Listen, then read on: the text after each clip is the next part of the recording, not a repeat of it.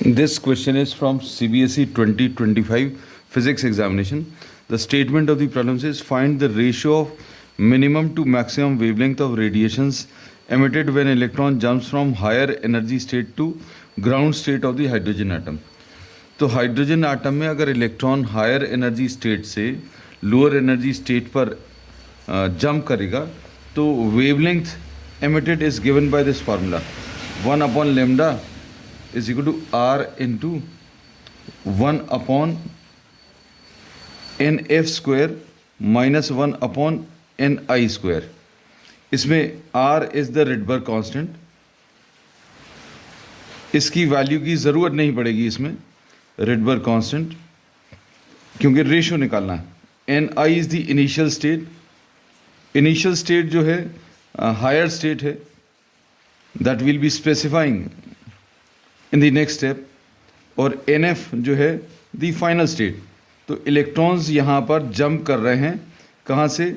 Higher state से ground state. Ground state मतलब final state जो है ग्राउंड स्टेट है, मतलब NF की वैल्यू यहाँ पर 1 रहेगी. सो इस क्वेश्चन में जो स्पेक्ट्रल लाइंस एमिट होंगी those will be lying in the Lyman series.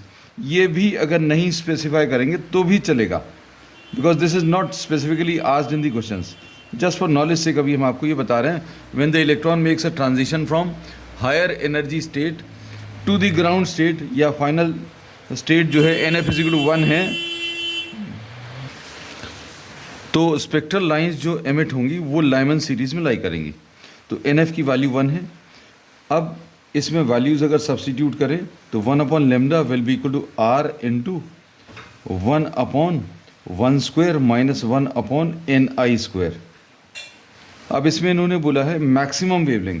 तो अब ये चीज़ सिंपल एक याद रखना कि maximum wavelength is always emitted when the electron makes the shortest transition.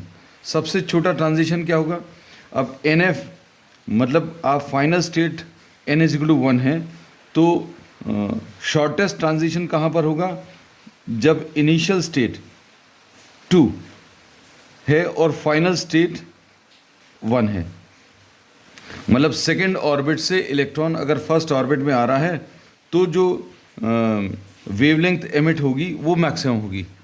और मिनिमम वेवलेंथ कब होगी? जब लॉन्गेस्ट ट्रांजिशन होगा.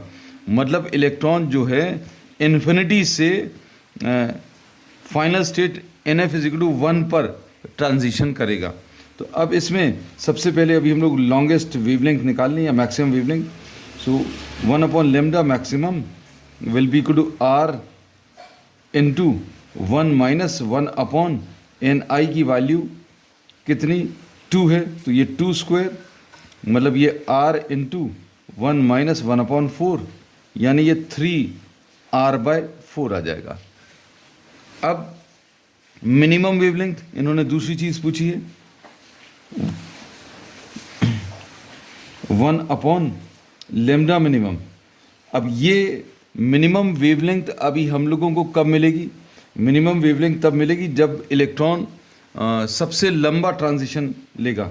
मतलब इसमें इनिशियल स्टेट जो है इन्फिनिटी रहेगी और फाइनल स्टेट ये पहले से फिक्स है कि फाइनल स्टेट जो है ग्राउंड स्टेट है, मतलब NF की वैल्यू 1 है.